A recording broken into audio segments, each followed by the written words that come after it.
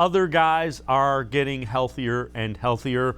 One of the guys back on the field that means a lot, and maybe we've underestimated how much Jarvis Landry means to this offense.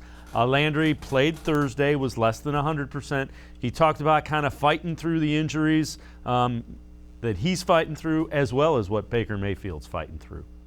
We all have injuries that we go through and have to play through. You know, when the season starts, you know, nobody's actually ever still 100%. So, but again, like I said, he's handling it like a pro, and then obviously, you know, he's not putting himself selfishly in front of the team. You know, I think he's, like I said, going day by day, seeing the things that he can do.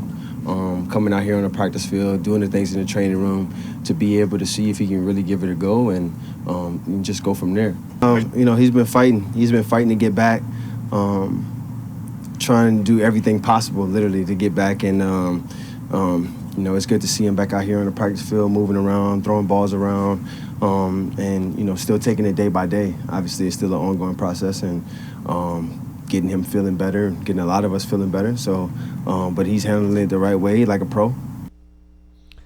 And Doug, there were a couple of plays Thursday night when Jarvis came off the field that you were kind of wondering, was he going to be back out there? You know, there were 2 or 3 where I remember seeing him on the sidelines where it looked like he could barely put weight on it. And then next series, he's back there lining up. I think, at least I kind of underestimated just how valuable it is to have him underneath running routes, because he is, be it Baker Mayfield or Case Keenum's, kind of go-to underneath.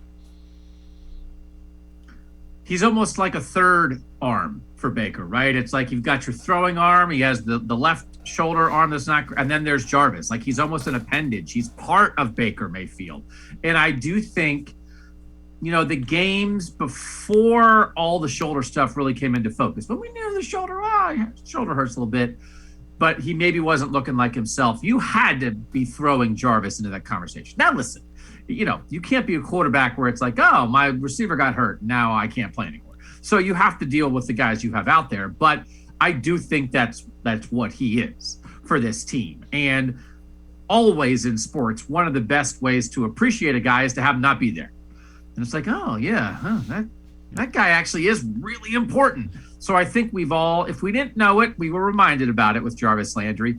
And that's the thing, Dave, like with Baker's not going to be 100%, but you get Jarvis back, you get the tackles back, you get Nick Chubb back. I think we almost a little bit forget what this offense is like, because there have been so many guys in and out. You didn't have Odell early, then you didn't have Jarvis, then you didn't have Nick Chubb, then you didn't have Jed Wills and Jack Conklin. And the closer they get back to that, that's a lot of help for Baker Mayfield. And so they can't magically heal his shoulder, but they can add to the stuff around him that's going to make everything just a little bit easier. And clearly Jarvis is at the top of that list on who on this team makes life easier for the quarterback.